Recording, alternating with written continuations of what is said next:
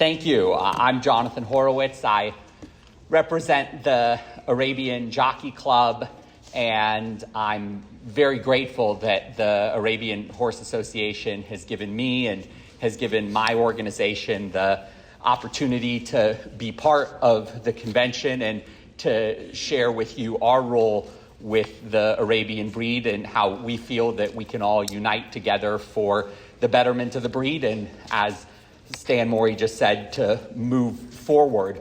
The title and theme of my presentation this year is Let's See Who's Out There. And before I explain what that means in light of this year's convention theme of Unite, I do want to say that I believe one of my best qualities is that I listen to my wife. And I want to give her credit for coming up with this title, Let's See Who's Out There.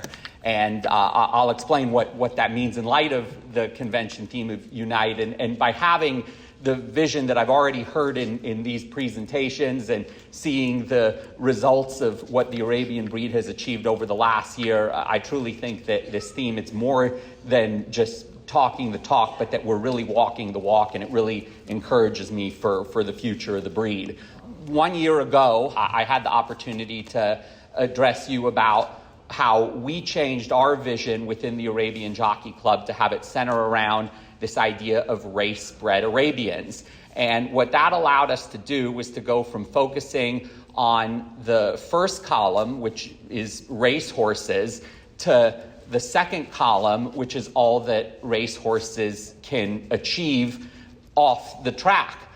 And the horse in the middle is the AHA Horse High Point winner, RB Full Blast. The horse on the bottom, I think, is one of the coolest horses in the breed, Spin Doctor, who went from being a racehorse to being a dressage national champion for the breed to now being a therapy horse. And as you'll see from the top corner and the bottom corner, you can have a child riding a race-bred Arabian, whether they're on the track or off the track. And for those of you who heard me last year, the horse at the top, that's the horse that I presented a lot about because it was a very personal journey for me with my first ever Arabian and how it allowed me to engage with a wider audience and how through these horses, our organization has been able to reach a wider audience. And so now this year, with the theme being to unite the breed, the question that I've been pondering in the last year is how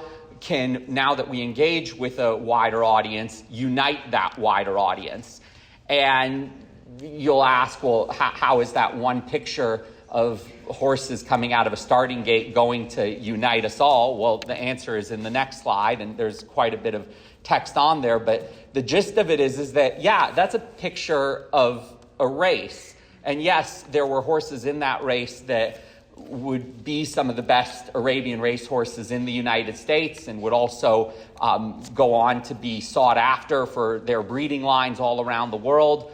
But in that very same race, you would have two horses that would go on to compete in the Tevis Cup. You'd have another horse that was successful in endurance, a horse that was successful in eventing, and a horse that was the first Arabian horse that a teenage rider got, all coming out of that one race.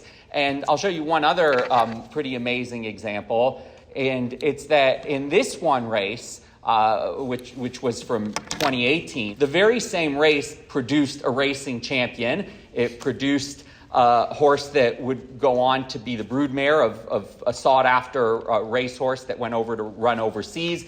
And also you had the last two Hagen Cup winners in the very same race. So for us at the Arabian Jockey Club, we don't actually look at races as just races. We look at them as the horses that are in them and what they can achieve for the Arabian breed as a whole. And that the Arabian breed is truly a unifying force. And if we go to the next slide, the great quality of the breed that we have is the versatility in the breed. And that this one horse, RB Rathawain, who I did include in my presentation last year, has already had, at 7 years old, 3 very distinct careers as a racehorse, as an event horse, and now as an endurance horse, and can seamlessly go from one career to the next career, and that really is his identity. And that versatility has allowed multiple Arabian communities to rally around one horse. We had that horse as a race horse, and then one of my wife's students got that horse, and then you'll see that student continues to be involved with the horse as the horse embarks on an endurance career. So the strength, I know it sounds cliche, but the strength of what we have as a breed that other breeds don't necessarily have are what our horses can accomplish. And yes, we each have our horses for what our own personal goals are, but it's the totality of what these horses can do that allows all of us to unite around them. And if we're all coming together and uniting, we're all moving forward to be able to grow what we're truly passionate about. So with that in mind, over the last year, we decided to let's see who's out there. And in terms of the horses, there's so many examples, but I'll just share a couple of them. This is a horse, Backgammon, and I wrote that he's the most athletic Arabian that you've never heard of. I had never even heard of this horse. I was competing at an event in Virginia, the CDCTA horse trials, and I event with an Arabian, as I talked about last year. And there's usually like 2 or 3 Arabians at each show I compete at. They're open shows, so we're going against the fancy warm bloods and against the thoroughbreds, and always looking to see who the other Arabians are. And my wife said, hey, there's another Arabian here, and his name's Backgammon, and he's going modified, which is actually the, on the scale of eventing levels, it's the first upper level. And the horse competed at modified and is now ready to compete, as a purebred Arabian in FEI eventing. Now, the people that have united around this one horse, Backgammon, the horse was bred by Sheikh Taknoon from Abu Dhabi, and he didn't race, but the thing that we're proud of is that what his breeding lines instilled in him, the athleticism, the temperament, well, it was noticed by the man in the middle, Dennis Glockham.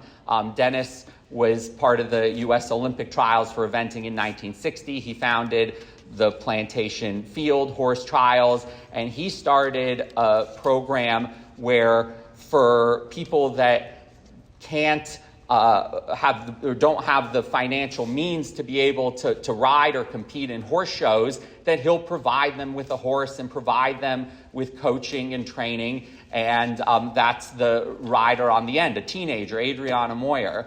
So this one horse that Dennis originally got as a trail horse for his wife, who then, being an eventer, he decided to see if the horse would jump, and sure enough, Backgammon took to jumping and wanting to help out people in his community, and now having that horse be the one that does that, to have that range of people that can all unite around one horse is a truly beautiful thing. And that this horse is a horse that is providing an opportunity for this young rider, and it's also an incredibly talented horse as well. I think that's as wide a range of people as you can get, all uniting around one horse, and that's what the Arabian horse has the potential to do. Thank you. And I will pass on your feedback, to Dennis and to Adriana and her family, and to the racing connections for Sheikh Taknoon. Now, in terms of let's see who's out there with the people, this is just, again, one story, but any time that we go out there and we share the passion of our horses, I think we'll all see that this is true. So that's a picture from the old Tavern Horse Trials, and that's me and my horse, AA Two-Face, that I presented about last year. And this is about the gate steward at Morven, an old tavern, because I had moved up to the training level, and I only started riding 10 years ago, and I was incredibly nervous before going into the show jumping ring. And as I was about to go, the gate steward turned to me and said, "Are you ready?" And I said, I don't know, but do I have a choice?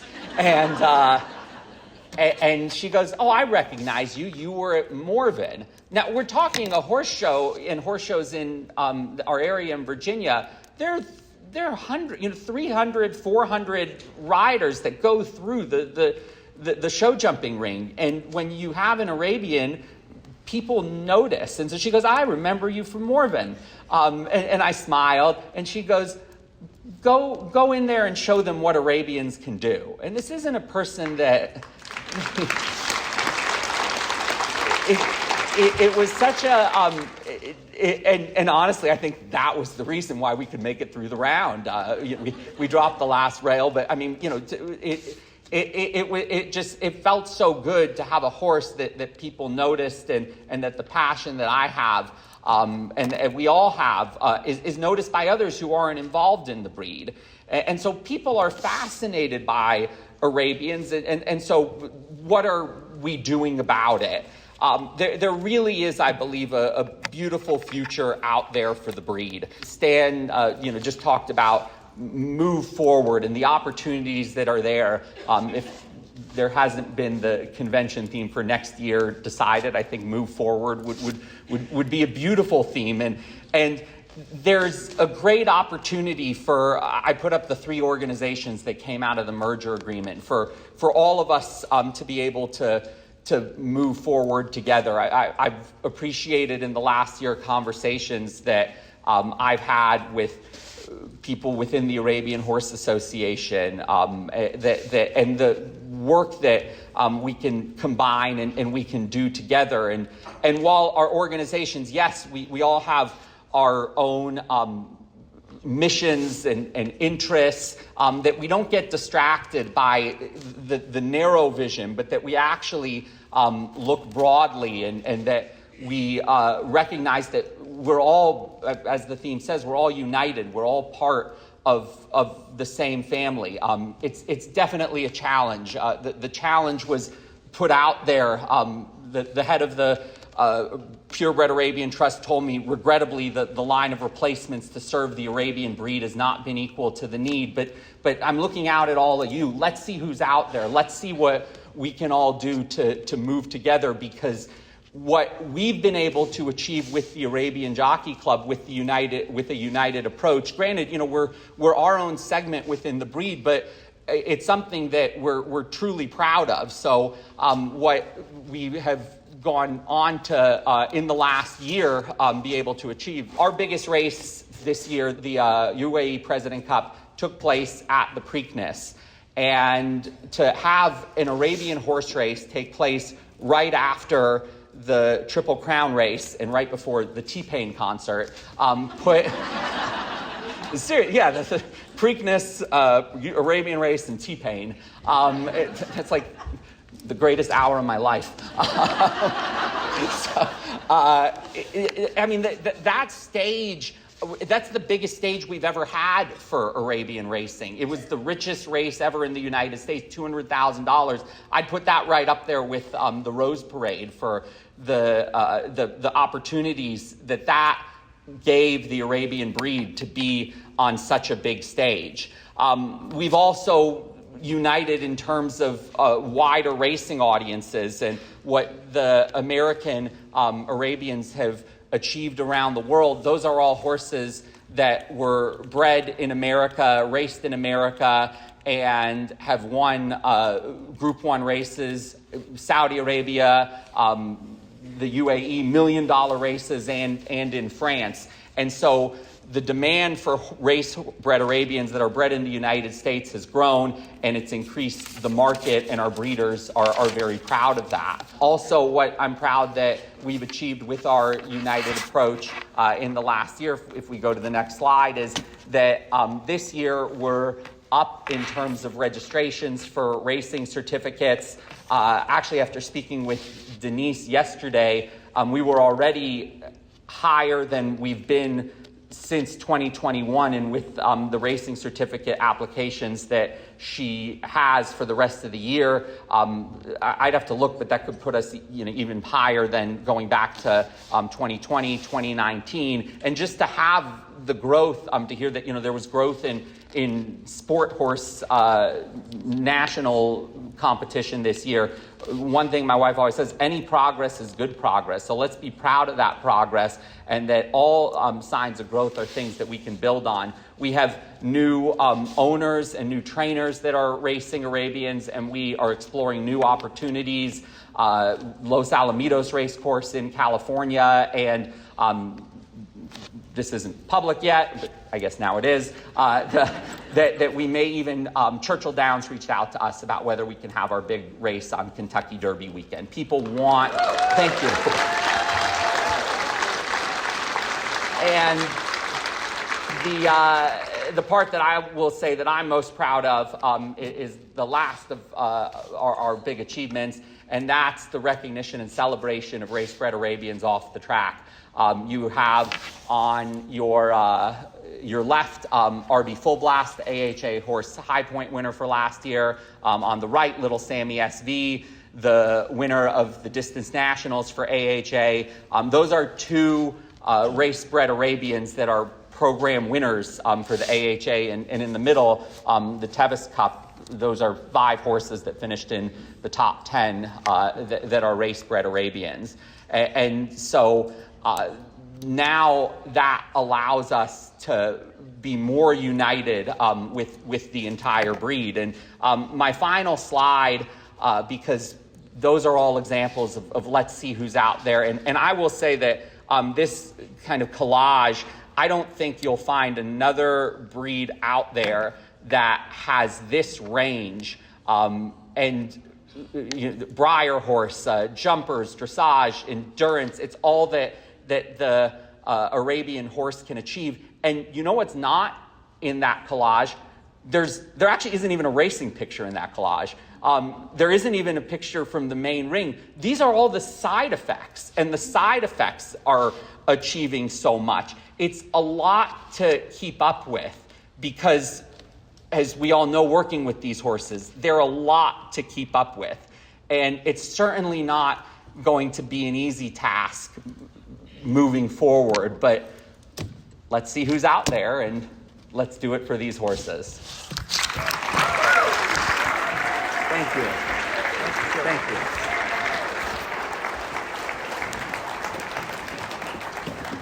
Thank you, Jonathan. I sense a theme in what he had to say.